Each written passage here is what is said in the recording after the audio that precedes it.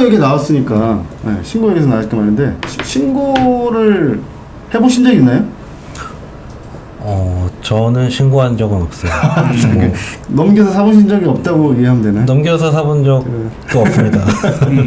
아주 예전에 네. 좀 넘겨서 산 적은 있어요. 근데 그냥 신고 안 해도 된다 이런 얘기, 신고하는 게 오히려 더 이상하다, 안 걸리는 게 그만이다 하는 얘기가 나와서 그냥 넘어간 적은 있었는데, 예전에 그런 분들이 굉장히 많았었던 것 같아요. 그런데 최근에는 좀 분위기가 달라진 것 같더라고요.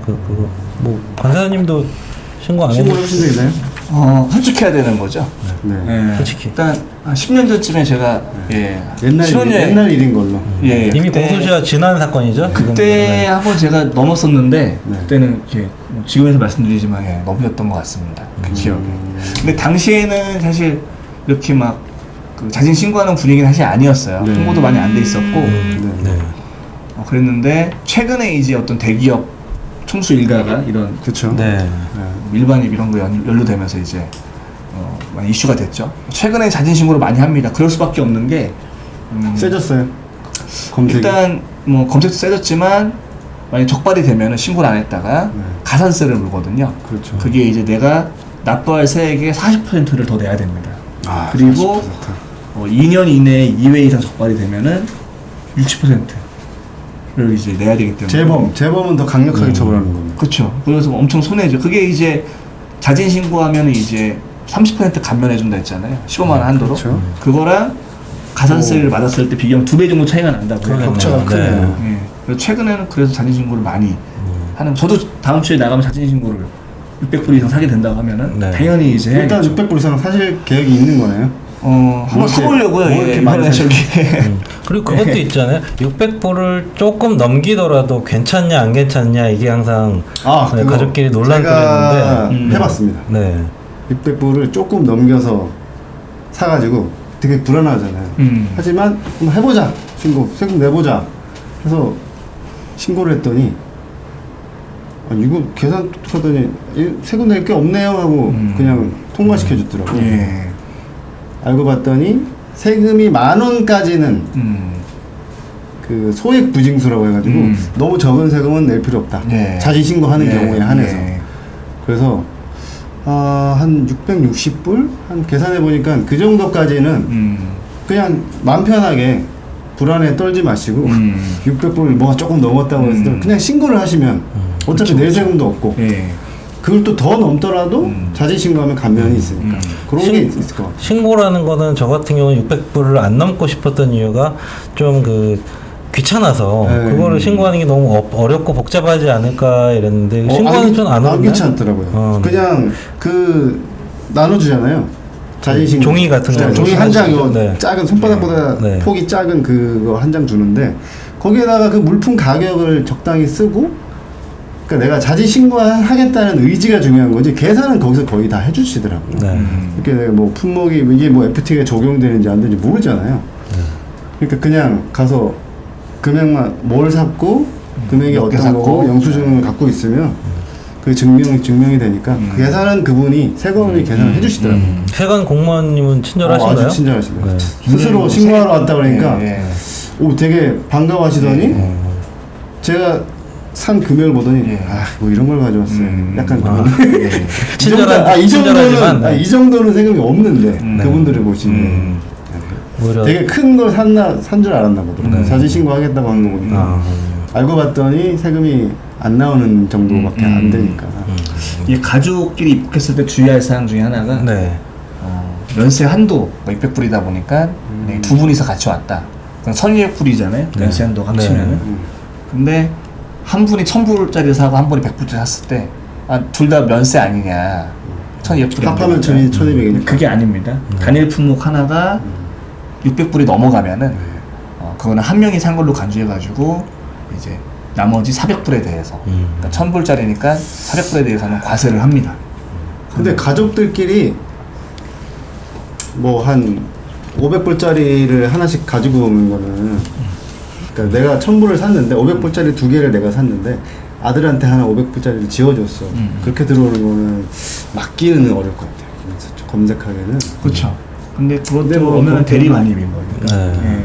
대리 반입은 절대 하면 안 된다는 거죠. 대리 반입은 사실 하면 안 되는 거고요. 네. 이게 이제 그 사례 중에 그 명품 가방, 네. 예, 가방을 여러 개 이제 구매한 다음에 지인들한테 나눠서 이제 네. 가지고 들어오는 거죠.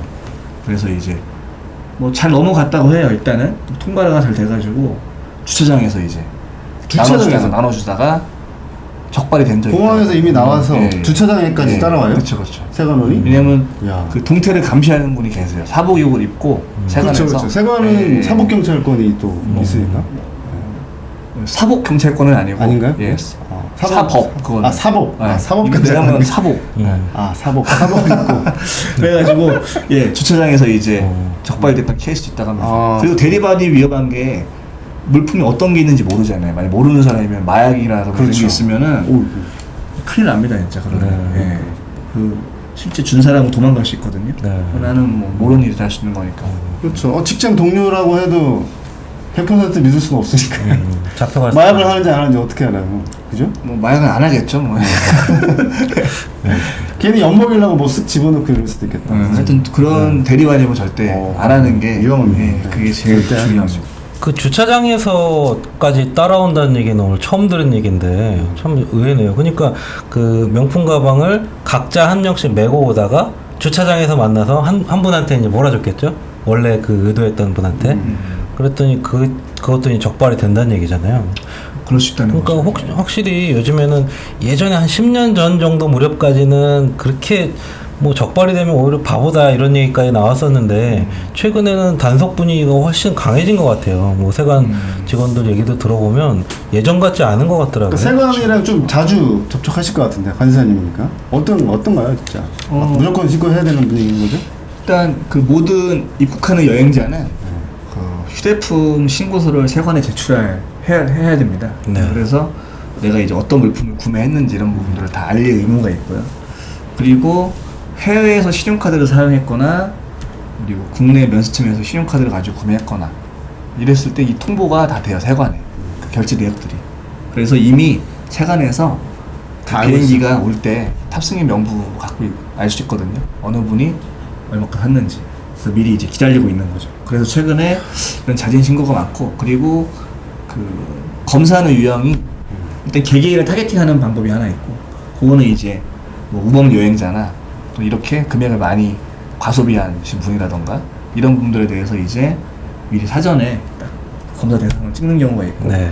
그리고 엑스레이 검사를 합니다.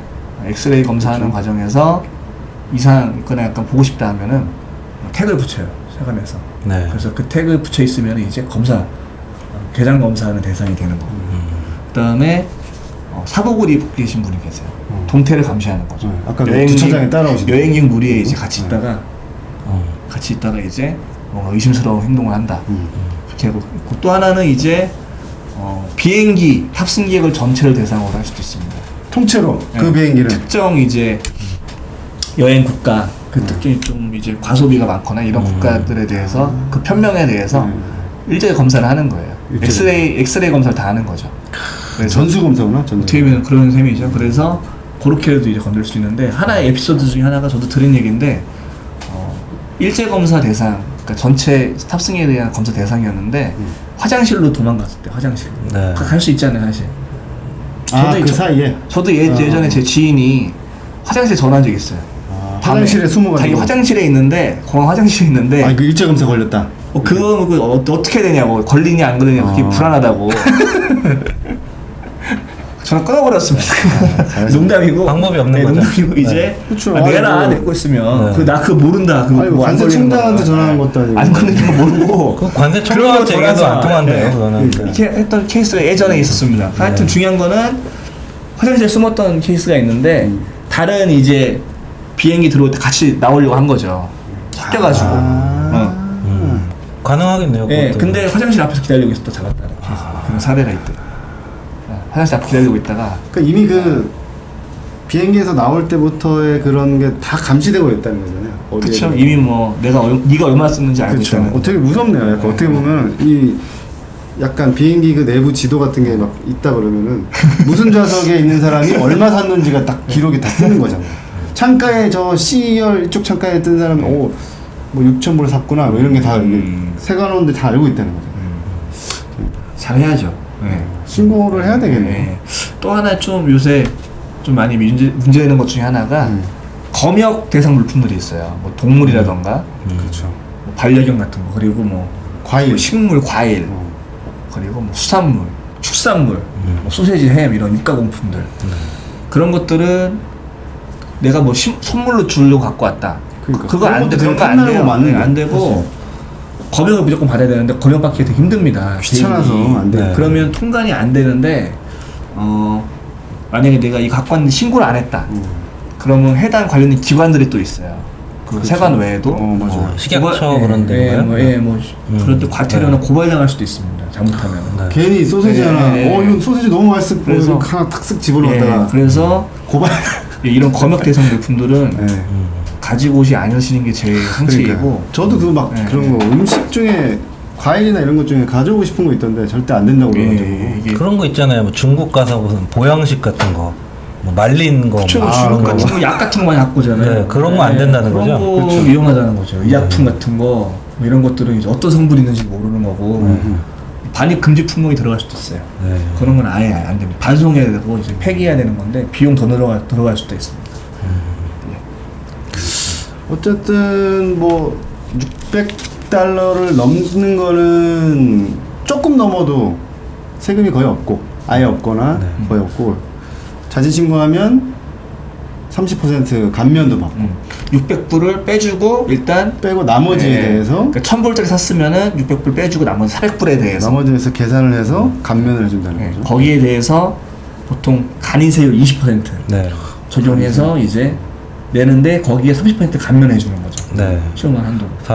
한 80불에서 30불이니까 그러니까 보통 한 1000불짜리 사면은 네. 뭐 환율 1000원이라 그냥 가정했을 네. 때 네. 400불이 과세되나? 40만 원이 과세 금액이 네. 되는 거죠. 네. 과세 표준이. 그럼 거기에 이제 20%. 그러니까 8만 원? 네. 네, 8만 원을 내야 되는데 30% 30% 깎아주니까 경감해 주니까 네. 5만 6천 원 정도 되요. 5만 6천 원? 네, 그 정도. 5만 4천 원, 5만 6천 원 이렇게 되는 거죠. 네. 1000불짜리를 사면 한 5만 원 정도 세금 내면 그냥 맘 편하게 오면 된다. 예. 그렇게 굳이 되고 막 또 예, 벌벌 떨지 예. 말고 그냥 또, 신고하고 또 FTA도 있으니까 그쵸. FTA면 5만 원 안 더 되는 잡을 거죠. 수 많이 있는 거죠? 사니까 네.